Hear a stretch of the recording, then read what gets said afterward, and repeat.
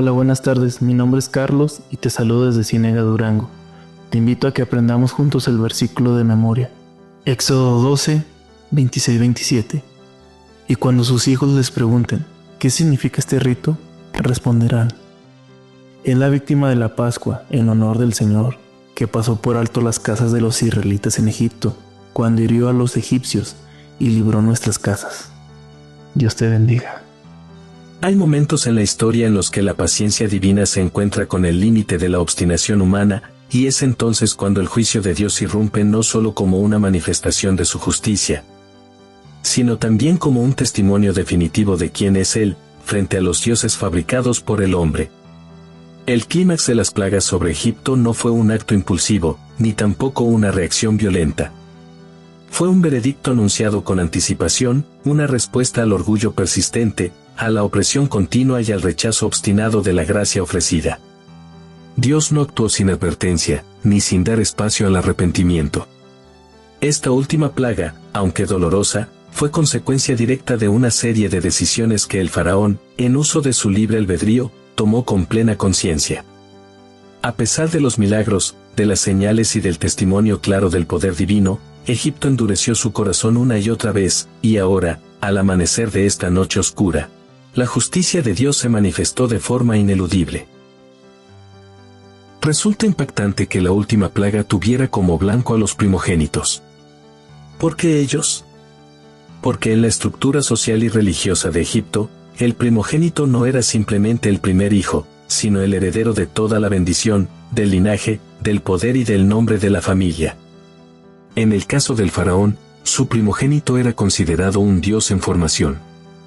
Golpear al primogénito era un golpe simbólico a la columna vertebral del sistema egipcio, a su teología, a su política, a su cultura, a su cosmovisión. Fue, en otras palabras, una confrontación directa entre el único Dios verdadero y todas las falsificaciones idolátricas levantadas en Egipto. Bienvenidos, mi nombre es Augusto Palacios y esto es Estudiando la Lección.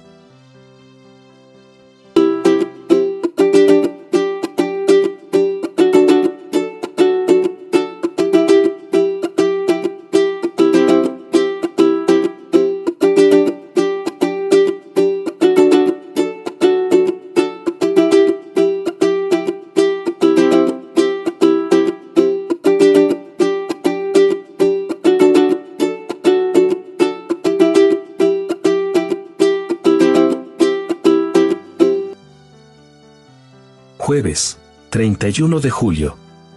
El juicio divino. El texto bíblico nos dice que el Señor hirió a todo primogénito en la tierra de Egipto, desde el primogénito de Faraón que se sentaba en su trono, hasta el primogénito del cautivo que estaba en la cárcel. Éxodo 12:29. No hubo estrato social que quedara exento. Desde el palacio hasta la prisión, la señal fue clara: no hay estatus humano que pueda resistir el juicio divino cuando éste ha sido justo y largamente postergado. Cada lamento esa noche era un eco de advertencias ignoradas. La ira de Dios no fue caprichosa, sino el resultado de una larga historia de opresión, idolatría y rechazo de su voluntad. El juicio contra los primogénitos también fue una respuesta simbólica a las acciones anteriores del faraón. Recordemos que este mismo sistema había ordenado la muerte de los varones hebreos al nacer. El exterminio selectivo no fue idea de Dios, sino una estrategia del miedo humano disfrazado de poder. Ahora, Egipto cosechaba lo que sembró. La justicia divina se presenta, no como venganza, sino como una advertencia universal sobre la seriedad del pecado y sus consecuencias.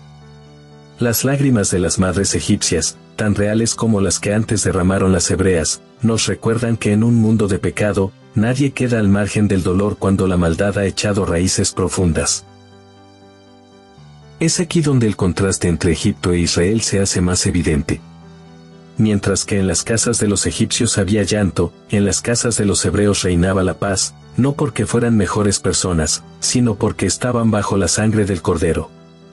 Esa noche marcó la diferencia entre la muerte y la vida, entre la oscuridad y la luz, entre el juicio y la salvación.